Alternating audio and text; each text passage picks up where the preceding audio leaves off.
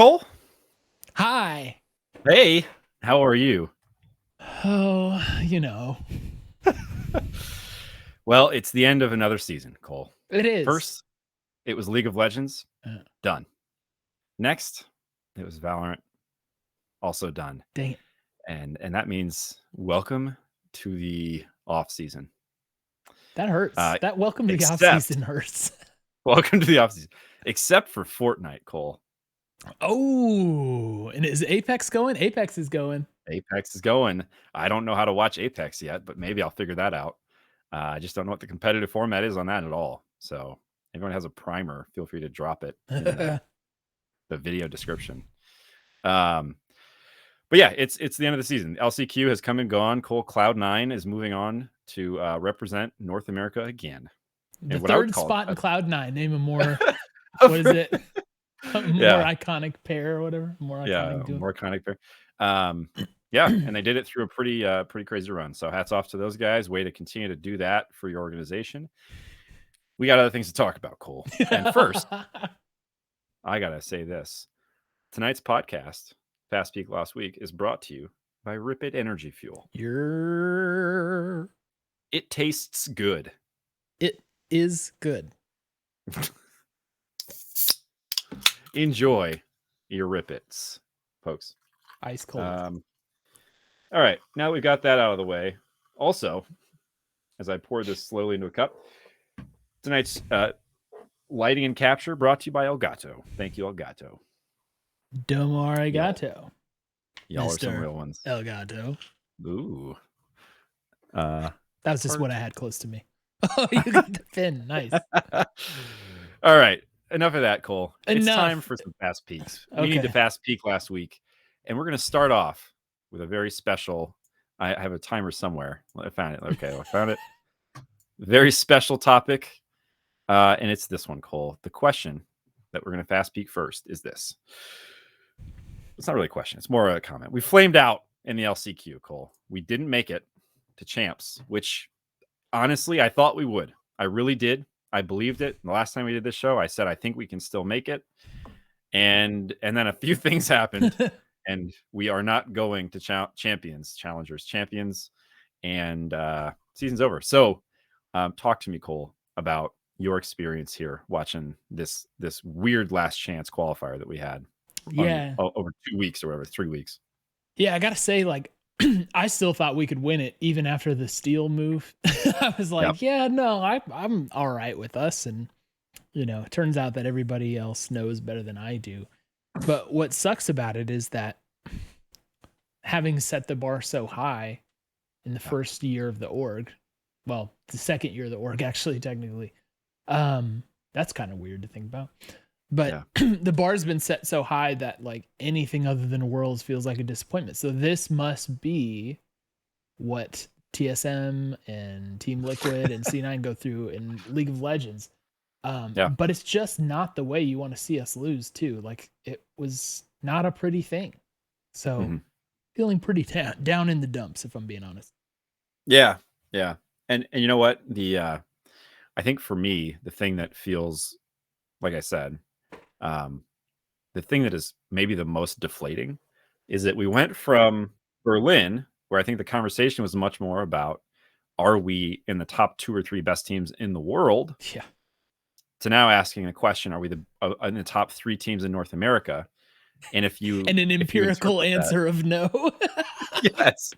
Unless you're one of these people who is enjoying their copium, I think the answer is currently no. That's not where we're at. So it feels like a pretty far fall, and one that we have, thankfully, some time now to really kind of sit back and think about and come up with some ways that we can correct that. But yeah, we've got some work to do if we want to get back to the heights of this program. So it's a bit of a roller coaster ride because the program's not super old, nor is Valorant. So I guess anything else for you in 8 seconds we've got left? 0 seconds, actually. Let's go. Okay, perfect. On to the next. One thing that did happen is this, Cole. COVID, as it has continued to do, messed up everything. And last chance qualifier was not exempt from that. So Our momentum, which we had, winners going into winners finals until COVID said, hold on a second, pause, take a long pause, was, I think, I'm curious for your sense. How big of a deal was that? Is that something that we should be looking at as a potential explanation? If that didn't happen, are we currently booking our tickets for wherever Champions is happening? That was a weird thing. I'm not gonna lie, it was weird. My only Yeah. conclusion that I can draw is about the LAN thing. LAN momentum being real. We've talked about LAN players versus online players. And Mhm. I've always been like, does it really matter that much? Right. And this is possibly, an answer for why, yes, it does matter because we were looking fine. I Yeah. thought we looked in shape to win the whole thing, even though, we cut it kind of close against XSET and everything. Mhm. But yeah, I do not have an alternative explanation. Our momentum was absolutely crushed by it. We had the same amount of gap time as everybody else, but everybody else Yeah. had a lot to see from us from what we did to Yeah. prep, and I just feel like it really just threw off the rest of the year. And LAN players, like, if that thing is real, which again, I don't know any other explanation to give for this, but like, I'm kind of thinking, wow, maybe we should not index so heavily towards LAN players then and get Yeah. away from it because geez, uh it was like watching two different teams before and after the break. Yeah. And the thing that I feel like for me is starting to become a I think just the momentum piece for this team is so apparent. Like you think about how many matches of ours have become it's all about momentum, right? And we go on these crazy runs where it's like it's just these swings. And I feel like when we came back from the break for LCQ, we never really had the same momentum that we had before, whether it was from series to series or even within kind of the individual ones. Like we just couldn't, we would do what we typically do or have done many times, fall behind, and then just weren't able to get that pendulum swinging back. I think it happened in one map where we ended up going to overtime and winning, but other than that, we just couldn't find it. So that's one that we'll have to maybe just wonder about forever. What could have been, but here's I think what for me is kind of one of the major takeaways. The way the Valorant season is structured is you kind of want to save your best for last, right?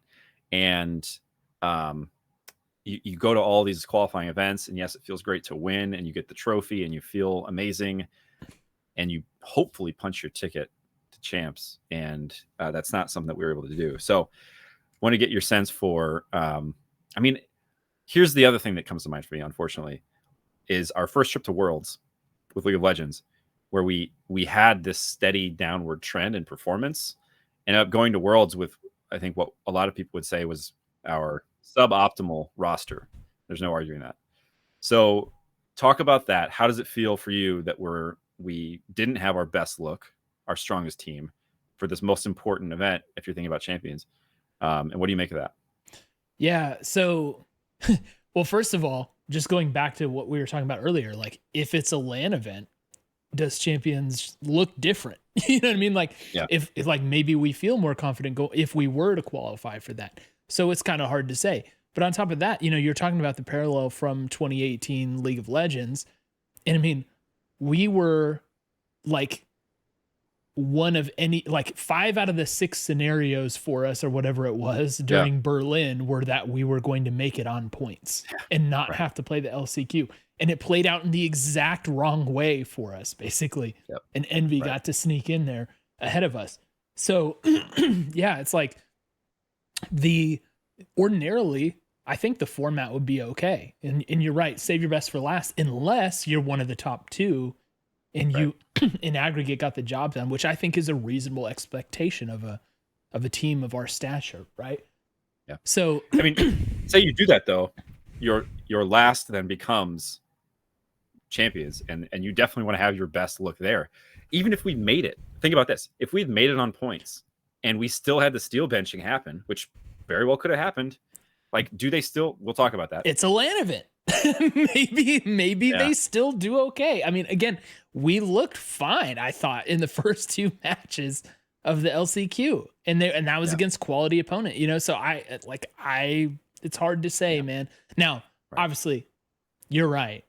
We weren't going to be in the best roster position possible for Berlin, but we'll that's a teaser for later. We're definitely going to be bringing that back up. Yep. And now, Cole, it's time for our last fast peek of the week. It's the end of the season. The year is over, and in 2 minutes or 30 seconds or less, was this year a success or disappointment in your eyes? Overall, it's a success. It's still a success. It feels really bad at the end. Okay. But again, the last major event we were at, we were in contention for top 4 in the world, right? Mm-hmm. So if you look at what the accomplishments were for the year, again, just an insane scenario playing out where Envy kind of usurped our position right behind Sentinels.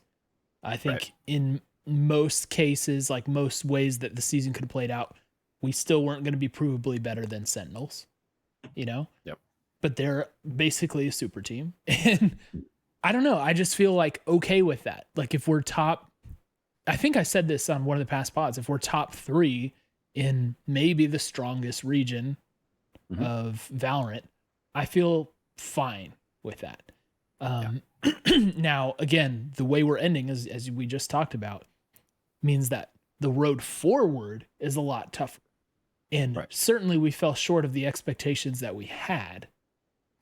But I still think it was successful on the whole, on the balance. Like, it didn't check all the boxes for us, certainly. But we have some provable, nice finishes, memorable moments, that sort of thing, to where you don't feel like entirely bad. Yeah. For me, the thing that I would agree with you, I think I put this in the success category. We overcame a lot. We made meaningful progress long term. We have a strong core of players that I think you could like. I do not believe that we're going into this off season and start from scratch mode, blow it up, and start over. There will be a lot of teams who are there, right? And so it's good that we're not there. The thing I think that for me is it's the expectations of the organization and the fans, and you kind of alluded to this, but I think they became so much higher throughout the course of the season that my concern, because I was kind of in the camp of, I think we have a good enough team here to just take this directly in.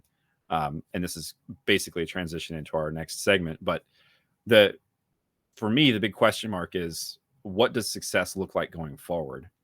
And what will the team feel is needed to kind of put themselves in a good position to maximize the chance of a successful second full season of Valorant? Because I think it's going to be very different. I think the bar is different, and I think the expectations will be too. Yeah, and that's certainly the case. And let me just fit one more thing in there, because in chat, saying top 3 NA should have been the minimum expectations based on how we're paying our players and what we've been. But it's like, again, we were in contention for top 3 in the world at our peak in this season, in this year. We had a provably great international run, and so it sucks to be where we are now at the end of it.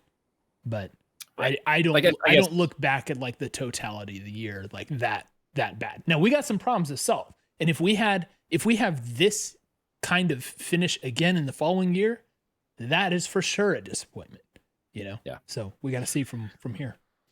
Yeah. And I think, the question is, the year in aggregate, is the year in aggregate a success, or is it a disappointment? And I think that the bar is certainly higher for an entire year to be a disappointment. Right.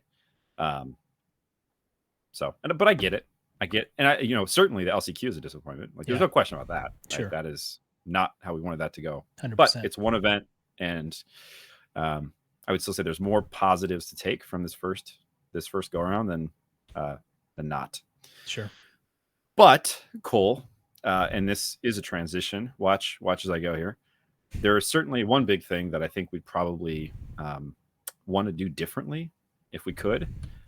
Or at least, if you had the crystal ball, you'd say, how is this going to impact our chances at the most successful year we can have? And that brings us to our slow peak of the week, which is, let's talk about the steel benching. I'm going to give us approximately 10 minutes to kind of just talk about, Cole, what the heck happened there, because we've not had a chance to do that yet. So start us off just telling us what do you think probably happened? And let me just say as a disclaimer, no one knows what happened. And I'm sure that there have been things said and things leaked and texts accidentally shared on streams. There was whatever, there's a Nade Shot clip where he talked a bit about it and basically right. implied. But no one knows exactly what no happened. one knows exactly what happens. But Nade Shot's clip seemed to imply that it was the players who felt that was untenable. Now, here's the thing though. It's like we are experienced, seasoned, battle-hardened 100T fans at this point, right? Yeah. Yes. So we should know better than to see a roster move like this and be like, "Oh, what is Milk doing, man? I don't agree with this steel benching." Why did he think Boy was better? Yeah, right. What's going on? I see so much of that on like Twitter and Reddit and everything, and it's driving me crazy because it's like, guys, it is so obvious. I went to the Reddit thread on this where someone was talking about like, "Oh, what was the steel move all about? That doesn't make any sense." And it's like the one person who says the most obvious thing is sitting there with one upvote on their comment. Yeah, right. You know? And that's just the way these things go. Look, guys, it's super obvious that something was forced into a change. Something happened in Berlin where the players were like, nah. Because you do not make that roster move at that time heading into the do or die tournament to get to Worlds and to, again, like basically salvage the rest of the season, right? Yeah. You don't make any roster changes, let alone, one of that timing. So it's very obvious it was forced. It was forced. It wasn't because they thought Boy was a better player, right? So either Steel like popped off in the wrong way and treated everybody in the wrong way, which again we don't know, or the team was basically like, this play style is not going to get it done, and the players asked for a change. Those are the only two scenarios. Steel did something to make everybody mad, or the players asked for a change, or both. I think like, and given or both, and given like Steel was co-streaming some of the 100 Thieves matches from LCQ, and he alluded a lot to the shot calling and everything. He was talking about like, oh, like, if you do this, you have a structured play here, we do this, and what we're just reacting and all this. It kind of sounds like it's an IGL play style kind of thing that they're hung up on. He's watching the co-stream talking about all the stuff he would have done differently, so I don't know, man. Like, to me, there's no need to sit here and debate like, oh, did they really think Boy was the right roster move here? No, it's what they could do, right? Who else are you going to get on your roster this time? You going to go sign Sinatra? Is that what you wanted? Right? Like, what else can you do in that moment? There's not a lot of options. So it's very obvious to me that it's one of those two things. Well, and it's a very unenviable situation to be in, right? So things were clearly to a point where the players were willing to, or I guess let me start that over. The players believed that their best chance at having a successful rest of the season was with a different roster. And the tendency is to hear that statement and say, so the players actually thought they would play better with Boy over Steel.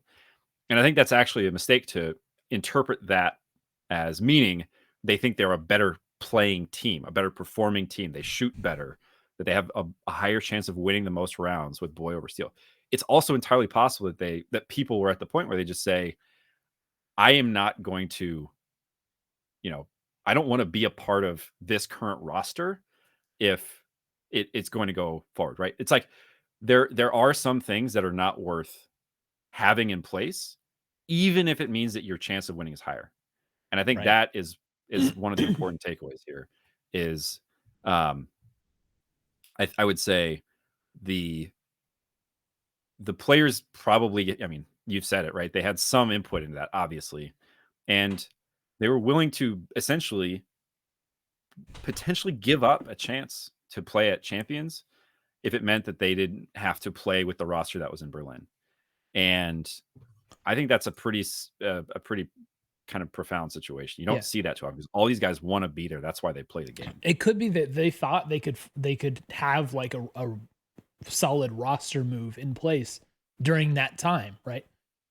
Like, hey, we have a couple weeks. Why, maybe we can get a player into place, and then it just didn't work out, and so they're using Boy. You know what I mean? Like, it probably was we can't do it with Steel. Let's try something else, and then Boy was probably the backup option. So it does beg the question. Though this is kind of weird, though. The weird thing about it is because the Masters run was good, and I know a lot of those matches were close. We pulled unbelievable comebacks to win those games, but we won those dang games. All right, it doesn't matter. Vin Diesel, it don't matter if you win by an inch or a mile, right? Like, we did it. We won it. We hit top 4 in our first international competition. And it was against like who wanted to be there and who should be there. So it is weird to see that happen. Like, oh, we got this far, but we still want to do something different. So that to me, like, makes me tip the scales a little more in the favor of like, yo, this guy's making everybody mad. rather than, oh, let's just change the approach. Cause like the approach got you pretty dang far. Yeah. Yeah. And it wasn't like, let's push for an off-season change, right? It was like, let's push for change immediately. We're going to do this right now, and tell us what's going to happen. But what we have is not going to be it. I mean, that's a really quick, and to your earlier point, at a time when there are no players available, and the best 2 teams already have all their players locked in, like, there were some teams who weren't at LCQ, but there weren't a lot of teams who weren't at LCQ. Who had, like, it was a pretty comprehensive list of the players. I wanted to mention this. I saw YouTube serve me up a clip. I'm gonna get it wrong who it was. It was either, maybe it was Shazam. If chat knows after I say the clip, chat always knows. Let me know. Chat always knows. Somebody will know.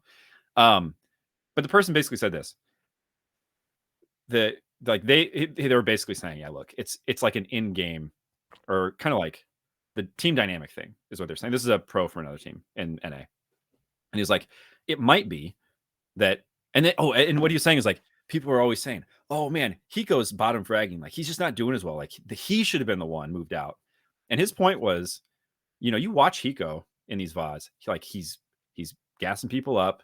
He's pumping people up. He's giving them, like, he's being helpful in comms. He's doing all these things. And he said that player is the difference between Asuna getting 30 in a round and 20. And if the player is discouraged in game, if they're feeling like they're not good, if they feel like they can't make the play, like, that has a material impact on somebody. So that was his point. He was like, a lot of people just look at the stat line and say, well, why would you get rid of him? He's not the lowest performing member of the team. And I thought that was just a very valuable piece of insight of how important it is, especially in this kind of a game where you have, in a lot of these cases, you have 4 people watching you, whispering in your ear. And if you're hearing a message, it's not going to make you the best performer that you can be. Like, there's a very significant cost to that. So does chat know? Chat hasn't said yet, but I'm sure they are. Come on, chat. Come on. So I thought that was interesting. And I think it is one of those things. We saw this with Medios, right? Where it's like, the true story may never come out, but there's certainly enough there. And there's certainly enough kind of conversation happening without somebody coming out and saying, no, it had nothing to do with where that. there's smoke, Yeah. And again, in the same way with Medios, like, no hard feelings. He helped us get some accolades and some, like, very impressive runs. I would say hard feelings now, but you have hard feelings toward Medios. I would just the say, dude won't shut his mouth. Oh, to Medios. Yeah. But you said no hard feelings. I just wanted to put that out there. Yeah. No, I think this is not our Medios pod, but you always hope that when a team gets to this place where it's like, we're just going to go a different direction, that the people involved understand that this is the kind of thing that has to happen, that hard calls have to be made, and that sometimes it just doesn't work out. And I think that's where we landed with Steel. And it's going to be weird now, because now there's a Steel-sized hole where our hearts used to be, and Boy is not filling it, right? And job bless Boy, because I got nothing against him, man. Seems like a great dude, and he stepped into a rough call, but Yep. I A think little bit like an academy player right, stepping in to yeah. fill an LCS spot. I know he's not an academy. He has professional experience. Like I know he's not just like a prospect, but yeah, it was a tough environment to come into. And I saw him tweet afterwards, and I don't think he felt that he had the best performance of his career either. So Yeah, it's tough. Yep. Oh yes, that's my cue, it Cole. is. And so concludes the slow peak segment of the show. A slow transition out of that segment. Up next is everyone's favorite transition of all time, Cole. It's time for the Molly. Yes. We got it that time. We practiced. We were ready for the incendiary. Cole, this section is the community take dropped through the Discord today, and today's big brained take is coming from Mont. And Mont says this. And we should mention we're grabbing a piece of Mont's take. We're not addressing the whole thing. A lot of people wrote very long short stories for us to read, and we're just going to take a piece of it. So yes, and we value the fan fiction about the Valorant team. We appreciate everybody's takes. We can only play one take. This is supposed to be a quick show. Here's Mont's take, and it's going to cover a topic that we have not talked about yet. So here's his idea. Try to implement and train Seven over the course of the offseason to get him ready for next year. And it's, again, that's a clip of his take, but I think that's the one that I really want to focus on and talk about, because we got, you just said it, Boy is not seeming like the person who's going to fill the void that Steel has left. And while there are all that, goodness knows what the offseason Valorant rumor mill is going to look like. If it's anything like League, buckle up. But Seven is somebody we've got in the organization, and a lot of people are very excited about him as a up and coming player. Interested for your thoughts, Cole, on this idea from Mont. Does this seem like the right approach for next year? I mean, that's a big job for a new hire. Right. And I mean, I kind of like the thinking because this is a 16-year-old kid, right? Yeah. And I don't know, he looks pretty cracked. Asuna seems to be a big fan of him too. Yeah. There's clearly some potential there, which is why I'm glad we have him.